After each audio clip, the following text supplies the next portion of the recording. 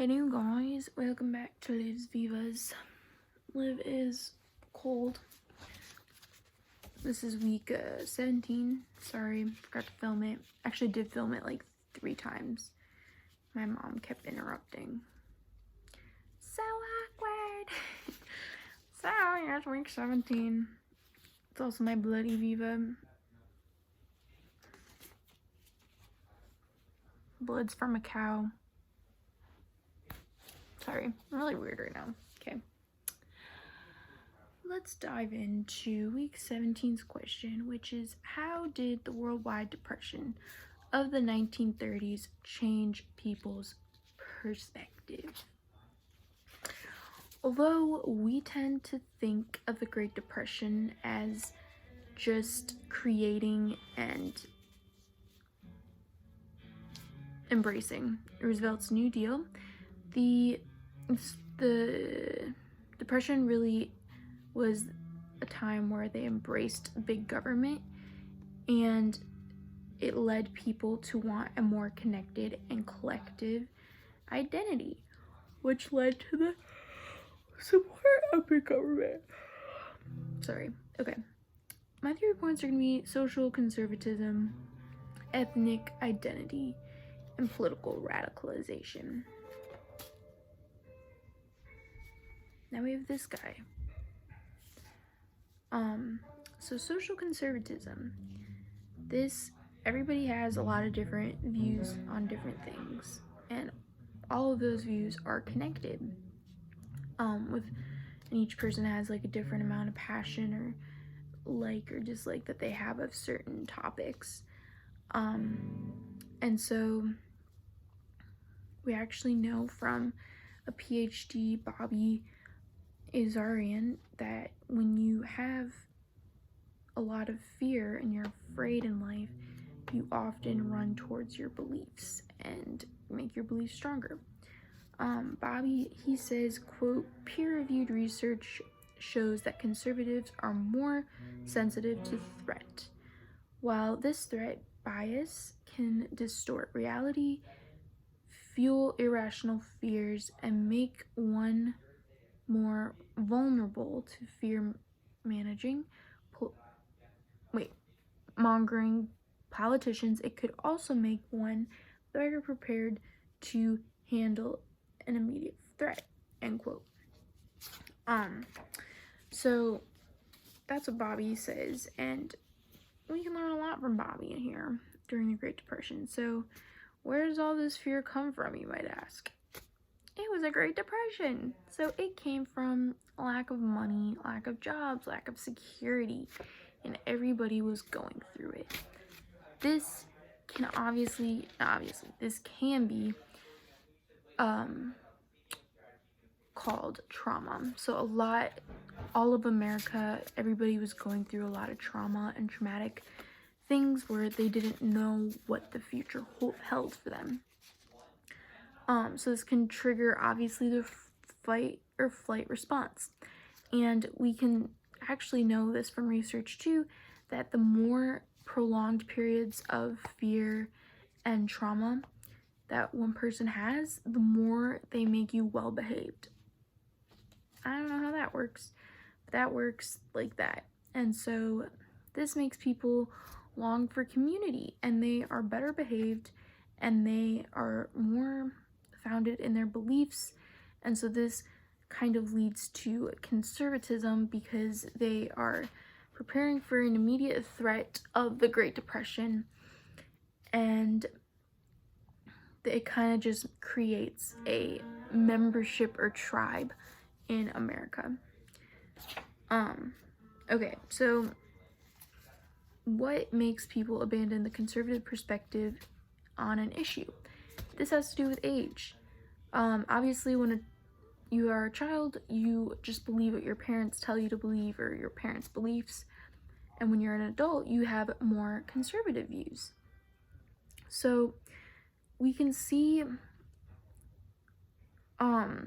this with the extreme youth or the extremely old, that we see them as the most vulnerable in society, because, you know, when you're extremely young, you are extremely observant, or what's it called, like absorbent, and when you're extremely old, you're kind of set in your ways. So these are two extremes, and when you're in the middle, or I don't know, whatever, middle-aged, then actually I don't know where I'm going with that. When you're middle-aged, you're happy. Sorry. So anyways, they're the most vulnerable, and during the Great Depression, everybody is going through trauma and non-security, and so they all kind of go towards social conservatism, and it unifies everybody. So, Sebastian Junger, he tells us that, quote, after 9/11, for example, the suicide rate went down, the violent crime rate went down.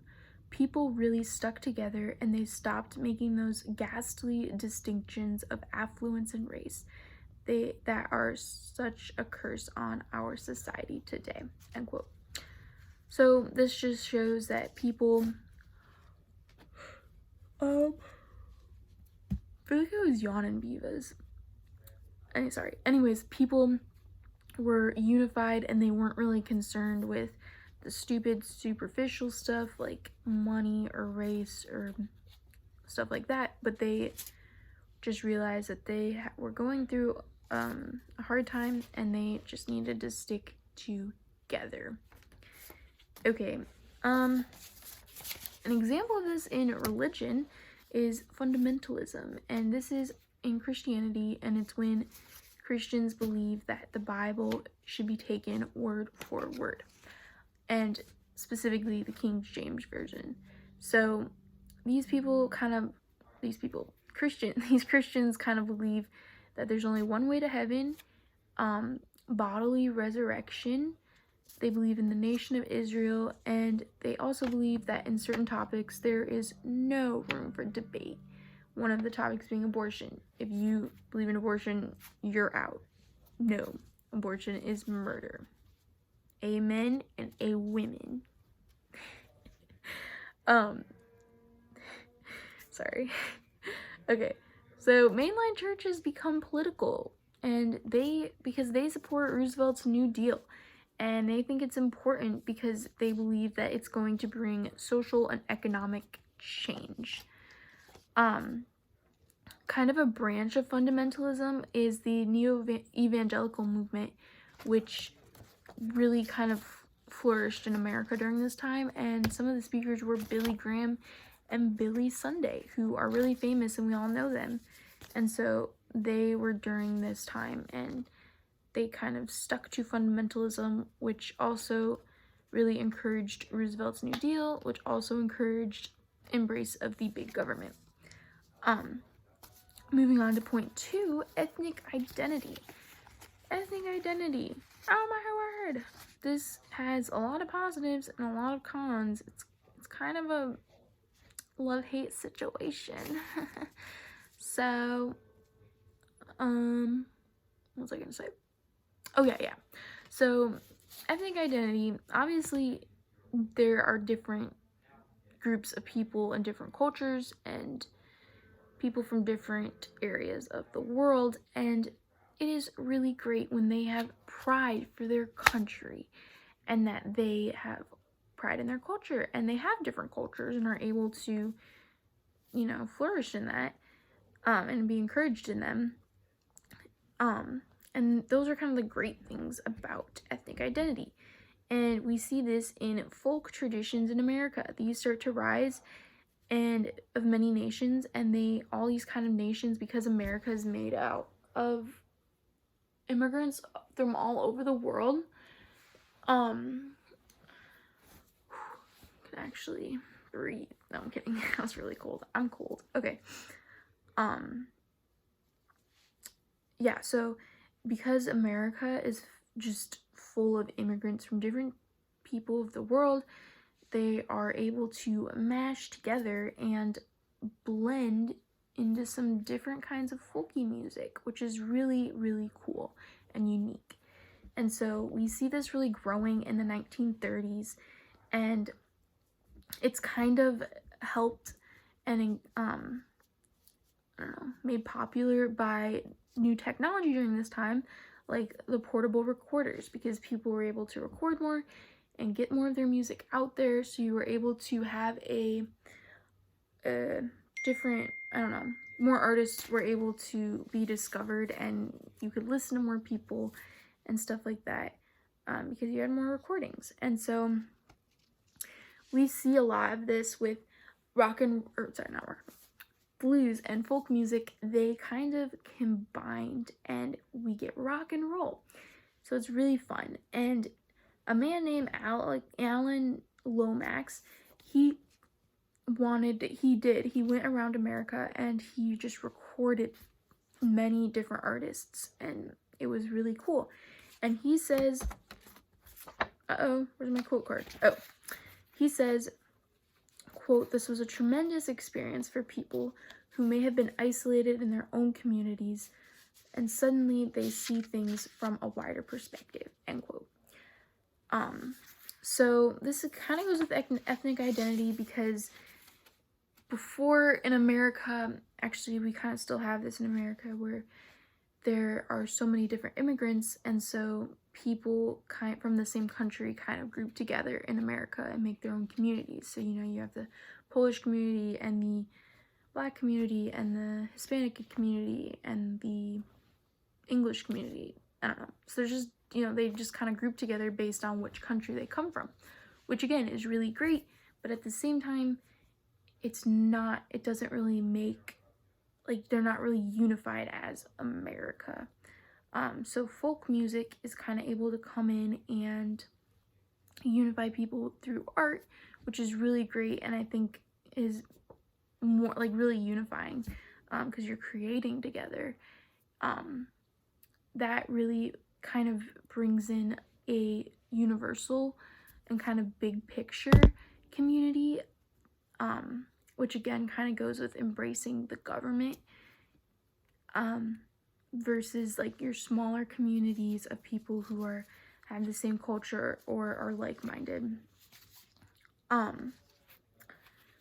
So we also see this in nationalism, specifically in India. So Gandhi is a famous Indian. I don't know why that makes me laugh. And he wanted to really return to the traditions, and like just really wanted nationalism and people to be like, we are from India, and have pride in their country. And so he dressed in traditional peasants' clothing, and he practiced traditional arts and crafts, and he really unified the country, or India, through ethnic identification. And because they have this foundation of having just pride in their country and really embracing their traditions and culture, they have a really firm and strong foundation for political advantages, which again is really, really positive. However, the big negative and downside of ethnic identity is where it could go wrong is when people think that other cultures are less than, or other people are less than them because they're not Indians or not from America. And so Gandhi does this with Africa, and he believes that Africa is uncultured and just savage people, and they're just like way less than people that are from India. So again, this is really wrong, and yeah, so that's kind of the negative and downside, is when people get too prideful in their country. And yeah, okay, finally, third point, political radicalization. So people reform their behavior when they feel threatened. We kind of already talked about this. You know, when you're more fear-driven, you are more behaved, and this kind of creates a better culture because people aren't, you know, killing each other or committing crimes as much. They're very respectful to each other, and they are creating a good community. But also, again, we kind of talked about this too, there was not a lot of security. People were losing their jobs. They didn't have money. They couldn't have food. They maybe lost their houses. You know, their children were probably starving. Like, there is a lot of pressure and a lot of risk during this time. And so people wanted security, and they looked for security kind of through Roosevelt, who was the first one to start this, to the government. They looked to the security to the government. And so they accepted a lot of help from the government. So we already, a couple weeks ago, we talked about World War I and how when the soldiers returned from World War I, they also were craving for a community, and so they joined a lot of political movements. And the Great Depression really embraces these radical movements, and they look to these movements for answers, such as like communism, and so research shows that Americans in the 1930s were in favor for big government and these new political ideas. So during this time, there was a lot of, political ideas, and they were, a lot of them were far right, and a lot of them were far left, and so there was really no middle ground right here. And so, communism and fascism became really popular, and Roosevelt looked up to leaders such as Mussolini in Italy and Hitler in Germany, and he thought that they were the greatest people ever. And even though he claimed that he did not like communism or fascism, his ideas were really rooted in fascism. He actually said once, Franklin Roosevelt said, "I am deeply impressed by what Mussolini has accomplished," end quote. So he was secretly a fascist communist, and he had a lot of his ideas were rooted in that. And so although when we think of the Great Depression, we tend to minimize it as only creating Roosevelt's New Deal, an embrace of big government, the Great Depression led people to want more connected and collective identity, which led to the support of big government. It did this through social conservatism, ethnic identity, and political radicalization. Thank you.